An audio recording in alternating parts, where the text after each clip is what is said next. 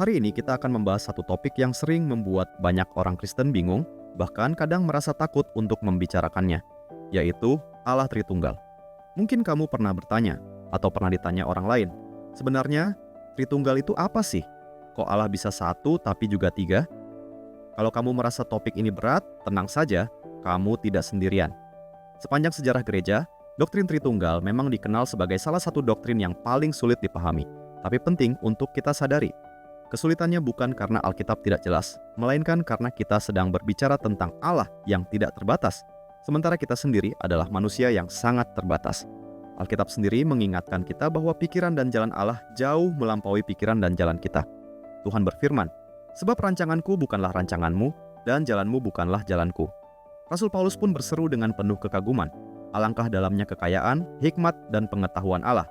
Sungguh tak terselidiki keputusan-keputusannya, dan sungguh tak terselami jalan-jalannya." Kalau Allah bisa kita pahami sepenuhnya, maka Allah tidak lagi lebih besar dari kita. Tapi justru karena Dia adalah Allah yang sejati, Dia melampaui kemampuan akal manusia.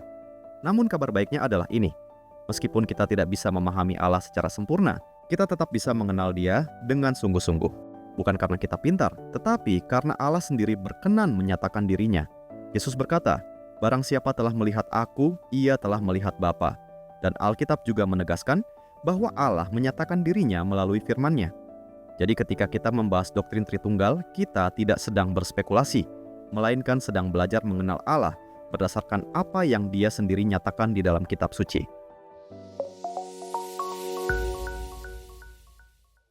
Alkitab mengajarkan satu kebenaran yang sangat jelas sekaligus unik. Dalam 1 Korintus pasal 8 ayat 6, Alkitab menegaskan bahwa hanya ada satu Allah, yaitu Bapa, dan satu Tuhan, yaitu Yesus Kristus, yang melaluinya segala sesuatu ada. Injil Yohanes kemudian menjelaskan bahwa Yesus inilah yang disebut sebagai Firman, yang sejak kekekalan bersama-sama dengan Allah, dan bahkan adalah Allah, dan Firman itu telah menjadi manusia. Meskipun Yesus tidak pernah mengucapkan kalimat seperti, "Aku adalah Allah," namun justru melalui perkataan-perkataannya sendiri, Ia menyatakan identitas ilahinya dengan cara yang sangat jelas bagi pendengar Yahudi pada zamannya. Ketika Yesus berkata di dalam Yohanes pasal 8 ayat 58, "Sebelum Abraham jadi, Aku telah ada." Teks Yunani aslinya memakai ungkapan ego eimi, yang secara harfiah berarti "Aku adalah", sebuah ungkapan yang secara teologis merujuk pada penyataan nama Allah sendiri dalam Keluaran pasal 3 ayat 14 dan 15. Karena itulah orang-orang Yahudi segera mengambil batu untuk melempari Yesus, sebab mereka memahami perkataan tersebut sebagai klaim kesetaraan dengan Allah, bukan sekadar pernyataan bahwa Yesus sudah ada lebih dulu dari Abraham. Hal yang sama terlihat saat Yesus berkata, "Aku dan Bapa adalah satu", sebuah pernyataan yang segera dimengerti sebagai penyamaan diri dengan Allah, dan sekali lagi, Yesus tidak menarik kembali klaim tersebut. Lebih dari itu, Yesus berbicara dan bertindak dengan otoritas yang dalam Perjanjian Lama hanya dimiliki oleh Allah sendiri. Ia mengampuni dosa. Ia menyatakan bahwa seluruh penghakiman diserahkan kepadanya, dan Ia menyebut dirinya Tuhan atas hari Sabat, hari yang ditetapkan langsung oleh Yahweh. Semua ini menunjukkan bahwa Yesus bukan sedang mengklaim status ilahi yang diberikan kemudian, melainkan sejak awal menyatakan dirinya sebagai Allah yang kekal dan bukan sekadar guru rohani atau nabi biasa. Karena itu, ketika Thomas berjumpa dengan Yesus yang bangkit, ia menyembahnya dan berkata, "Ya Tuhanku dan Allahku." Tidak berhenti di situ, Alkitab juga menyatakan bahwa Roh Kudus adalah Allah. Dalam Kisah Para Rasul pasal 5 ayat 3 dan 4, Petrus mengatakan bahwa berdusta kepada Roh Kudus sama dengan berdusta kepada Allah sendiri. Namun di saat yang sama, Alkitab dengan sangat tegas menegaskan bahwa Allah itu satu. "Dengarlah, hai Israel, Tuhan itu Allah kita, Tuhan itu Esa." Jadi Alkitab tidak pernah mengajarkan tiga Allah. Inilah sebabnya iman Kristen mengajarkan bahwa satu Allah yang Esa itu ada di dalam tiga pribadi yang berbeda, Bapa, Anak, dan Roh Kudus.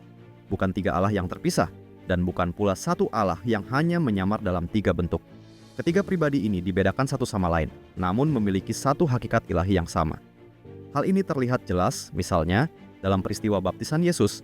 Ketika anak dibaptis, Roh Kudus turun seperti burung merpati, dan suara Bapa terdengar dari surga pada saat yang bersamaan. Kita bisa menerima kebenaran ini karena Alkitab menyatakannya dengan jelas. Namun bagaimana tepatnya satu keberadaan ilahi bisa ada dalam tiga pribadi? Itu adalah misteri yang melampaui akal manusia. Tetapi sebagai orang percaya, kita diingatkan bahwa tidak semua kebenaran harus bisa kita pahami sepenuhnya untuk bisa kita percayai.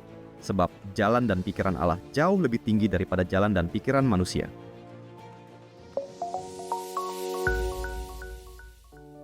Mungkin ada yang berpikir, tapi kata Tritunggal sendiri tidak ada di dalam Alkitab. Dan itu memang benar. Alkitab tidak pernah secara langsung memakai kata Tritunggal. Istilah ini mulai digunakan secara jelas oleh gereja pada awal abad ketiga, terutama melalui tulisan Tertullianus yang adalah salah satu bapak gereja mula-mula dari Kartago, Afrika Utara, untuk merangkum dan menjelaskan ajaran Alkitab tentang Allah di tengah berbagai ajaran yang menyimpang pada waktu itu. Namun penting untuk dipahami, Tritunggal bukanlah konsep buatan gereja, melainkan sebuah istilah teologis yang dipakai untuk merangkum seluruh kesaksian Alkitab tentang siapa Allah itu. Alkitab dengan tegas menyatakan bahwa Allah itu satu, seperti yang kita baca dalam Ulangan pasal 6 ayat 4. Tuhan itu Esa. Pada saat yang sama, Alkitab juga secara konsisten menyatakan bahwa Bapa adalah Allah, Anak adalah Allah, dan Roh Kudus adalah Allah, bukan tiga Allah, melainkan satu Allah yang Esa. Karena itulah gereja memakai istilah Tritunggal untuk menjelaskan kebenaran ini. Allah itu satu dalam esensinya, namun di dalam keesaannya ada tiga pribadi yang kekal, setara, dan satu dalam hakikat ilahi. Istilahnya memang tidak tertulis di dalam Alkitab, tetapi kebenaran yang dirangkumnya justru lahir langsung dari kesaksian Alkitab itu sendiri. Menariknya, petunjuk ke arah pemahaman ini sudah mulai terlihat sejak Perjanjian Lama. Salah satunya dapat dilihat dari penggunaan nama Allah, Elohim, yang secara tata bahasa berbentuk jamak, tetapi secara konsisten dipakai dengan kata kerja tunggal. Hal ini menegaskan bahwa Allah tetap Esa, namun keesaannya tidak dapat dipahami secara sederhana begitu saja. Selain itu, dalam Kejadian pasal 1 ayat 26 Allah berfirman, "Baiklah, kita menjadikan manusia menurut gambar dan rupa kita." Sebuah ungkapan yang sejak awal mengundang umat Tuhan untuk menyadari adanya kejamakan yang misterius di dalam keesaan Allah.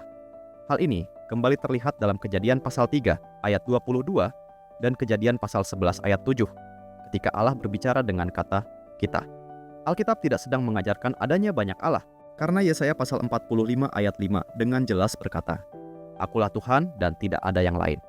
Namun, ayat-ayat ini menunjukkan bahwa Allah yang Esa itu memiliki kedalaman dan relasi di dalam dirinya sendiri. Bahkan dalam kitab Yesaya, kita menemukan gambaran yang lebih jelas. Dalam Yesaya pasal 48 ayat 16, sang pembicara berkata, "Sekarang Tuhan Allah mengutus aku dengan rohnya," di mana kita melihat Tuhan yang berdaulat, sang utusan yang dipahami sebagai Mesias, dan roh Tuhan disebutkan dalam satu rangkaian. Demikian pula dalam Yesaya pasal 61 ayat 1, "Roh Tuhan Allah ada padaku, oleh karena Tuhan telah mengurapi aku," yang kemudian dikutip Yesus sendiri dalam Lukas pasal 4 ayat 18 sebagai penggenapan mesianik. Semua ini menunjukkan bahwa doktrin Tritunggal bukanlah hasil spekulasi filsafat, melainkan kesimpulan yang setia terhadap keseluruhan kesaksian Alkitab dari Perjanjian Lama hingga Perjanjian Baru.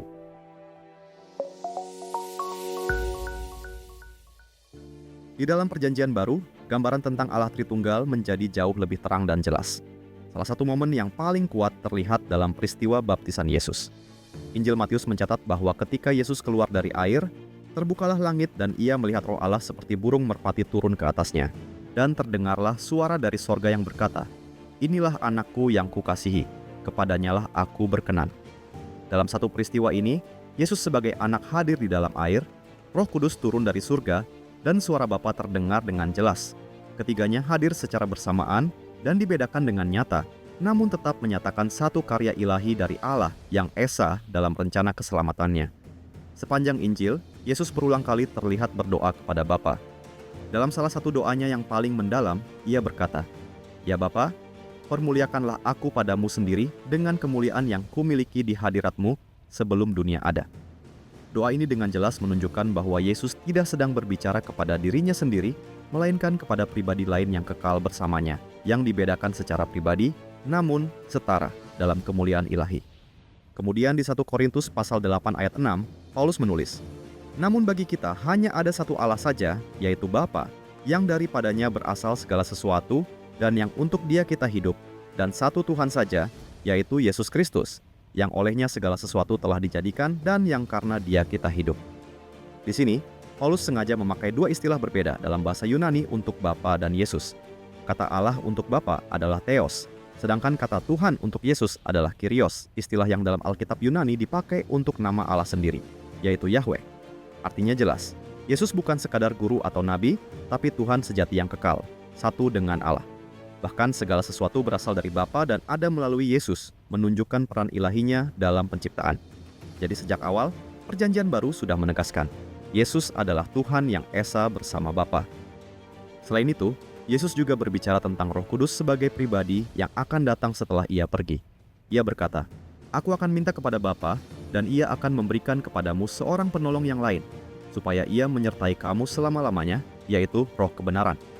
Dengan kata-kata ini, Yesus menegaskan bahwa Roh Kudus bukan sekadar kuasa atau energi, melainkan pribadi ilahi yang diutus oleh Bapa dan melanjutkan karya Allah di tengah umatnya. Semua kesaksian ini menunjukkan bahwa di dalam keesaan Allah ada persekutuan yang kekal antara Bapa, Anak, dan Roh Kudus, berbeda sebagai pribadi, namun satu dalam hakikat dan karya keselamatan.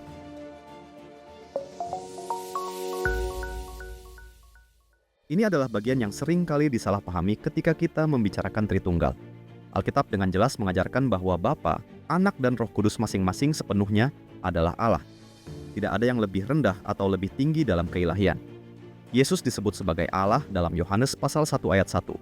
Firman itu adalah Allah, dan Roh Kudus juga dipahami sebagai pribadi ilahi yang sejajar, bukan sekadar kuasa impersonal, sebagaimana terlihat ketika Petrus berkata bahwa berbohong kepada Roh Kudus sama dengan berbohong kepada Allah. Ketiganya memiliki natur ilahi yang sama, kekal, tidak berubah, dan satu hakikat. Namun, di dalam relasi dan karyanya, Alkitab menunjukkan adanya perbedaan peran. Bapa sering digambarkan sebagai pribadi yang merancang dan mengutus. Ia disebut sebagai sumber segala sesuatu dalam karya penciptaan dan keselamatan, seperti yang Paulus tuliskan. Bagi kita, hanya ada satu Allah saja, yaitu Bapa, yang daripadanya berasal segala sesuatu. Anak diutus oleh Bapa untuk melaksanakan rencana keselamatan itu. Yesus sendiri berkata, "Aku telah turun dari sorga bukan untuk melakukan kehendakku sendiri, tetapi kehendak Dia yang telah mengutus aku."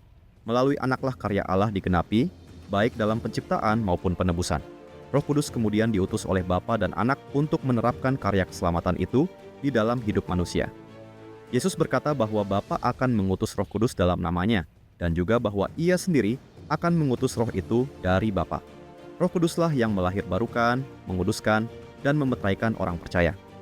Jadi, perbedaan peran ini bukanlah soal siapa yang lebih penting atau lebih ilahi. Ini adalah cara Allah yang esa bekerja secara teratur, harmonis, dan penuh kasih, sesuai dengan kehendaknya sendiri, tanpa mengurangi sedikit pun kemuliaan dan kesetaraan dari Bapa, Anak, dan Roh Kudus.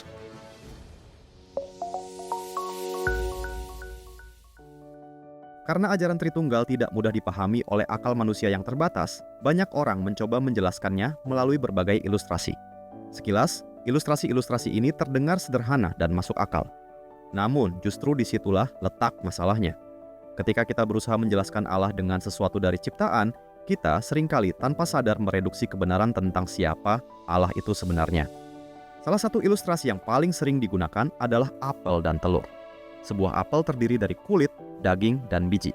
Demikian pula telur terdiri dari kulit, putih telur, dan kuning telur. Lalu dikatakan bahwa seperti itulah Allah. Bapa, Anak, dan Roh Kudus adalah bagian-bagian dari satu Allah. Namun, Alkitab tidak pernah mengajarkan bahwa Allah terdiri dari bagian-bagian.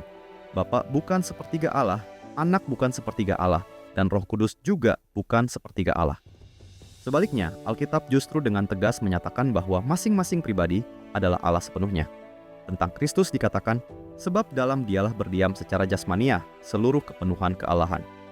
Jika Allah bisa dibagi-bagi seperti apel atau telur, maka tidak satu pun pribadi benar-benar Allah sepenuhnya. Pandangan seperti ini bertentangan langsung dengan kesaksian kitab suci. Ilustrasi lain yang juga sangat populer adalah air, yang dapat hadir sebagai cairan, es, dan uap. Sekilas, ilustrasi ini tampaknya menekankan keesaan Allah. Namun sebenarnya, ilustrasi ini menggambarkan satu zat yang berubah-ubah bentuk. Dengan kata lain, ilustrasi ini menyiratkan bahwa Allah adalah satu pribadi yang hanya menampakkan diri dalam 3 mode atau cara yang berbeda. Padahal Alkitab dengan jelas menunjukkan bahwa Bapa, Anak, dan Roh Kudus adalah pribadi yang berbeda dan hadir secara bersamaan. Pada saat Yesus dibaptis, anak ada di dalam air, Roh Kudus turun seperti burung merpati, dan suara Bapa terdengar dari sorga. Ini bukan gambaran tentang satu pribadi yang berganti-ganti peran, melainkan kesaksian Alkitab tentang tiga pribadi yang sungguh berbeda, namun tetap satu Allah yang esa. Ada juga ilustrasi seorang pria yang sekaligus adalah ayah, suami, dan anak. Ilustrasi ini mencoba menjelaskan bahwa Allah adalah satu pribadi yang menjalankan tiga peran. Namun pada dasarnya, ilustrasi ini hanya menggambarkan satu orang yang melakukan fungsi yang berbeda-beda dalam konteks yang berbeda. Padahal Alkitab berbicara tentang relasi yang nyata di dalam Tritunggal. Yesus berdoa kepada Bapa, bukan kepada dirinya sendiri. Bahkan Yesus dengan jelas berkata bahwa ia akan meminta kepada Bapa untuk mengirimkan seorang penolong yang lain, yaitu Roh Kudus. Semua ini menunjukkan bahwa Bapa, Anak, dan Roh Kudus bukan sekadar peran atau fungsi, melainkan pribadi yang sungguh berbeda, namun tetap satu Allah yang esa. Semua ilustrasi ini, apel, telur, air, maupun peran manusia, mungkin terdengar membantu di awal, tetapi pada akhirnya selalu gagal. Ilustrasi-ilustrasi tersebut tidak mampu menangkap sepenuhnya siapa Allah itu. Alkitab sendiri mengingatkan kita bahwa pikiran dan jalan Allah jauh melampaui pikiran manusia. Karena itu, Tritunggal bukanlah konsep yang harus kita sederhanakan dengan analogi ciptaan, melainkan kebenaran ilahi yang dinyatakan dalam firman Tuhan dan diterima dengan iman serta kerendahan hati.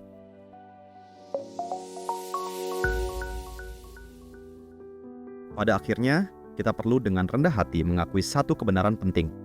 Allah yang tidak terbatas tidak mungkin sepenuhnya dijelaskan oleh pikiran manusia yang terbatas. Alkitab sendiri mengajarkan hal ini. Tuhan berfirman, "Sebab rancanganku bukanlah rancanganmu, dan jalanmu bukanlah jalanku." Rasul Paulus pun berseru dengan penuh kekaguman, "Alangkah dalamnya kekayaan, hikmat, dan pengetahuan Allah. Sungguh tak terselidiki keputusan-keputusannya." Namun keterbatasan kita bukan berarti Allah tidak menyatakan dirinya. Justru sebaliknya, Alkitab dengan jelas bersaksi tentang siapa Allah itu. Kitab suci menyatakan bahwa Bapa adalah Allah, sebagaimana Yesus sendiri berdoa kepada Bapa sebagai satu-satunya Allah yang benar. Alkitab juga dengan tegas menyatakan bahwa Anak adalah Allah, karena firman itu adalah Allah, dan firman itu telah menjadi manusia, yaitu Yesus Kristus. Demikian pula Roh Kudus adalah Allah, sebab Petrus mengatakan bahwa berdusta kepada Roh Kudus sama dengan berdusta kepada Allah. Namun pada saat yang sama, Alkitab juga menegaskan dengan jelas, Tuhan itu esa. Tiga pribadi, satu Allah.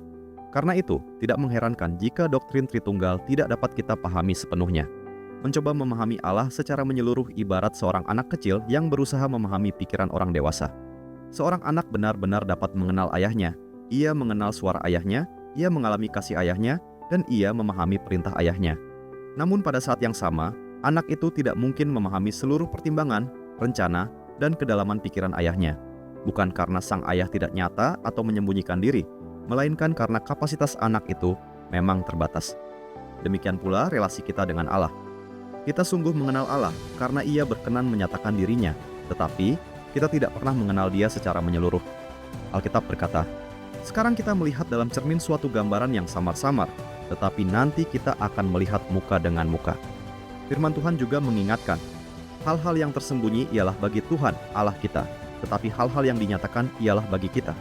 Jadi ketika Alkitab menyatakan bahwa Allah adalah Tritunggal, Bapa adalah Allah, Anak adalah Allah, dan Roh Kudus adalah Allah, namun Allah tetap satu. Kita dipanggil bukan untuk menundukkan Allah ke dalam logika kita, melainkan untuk menundukkan pikiran kita kepada wahyunya.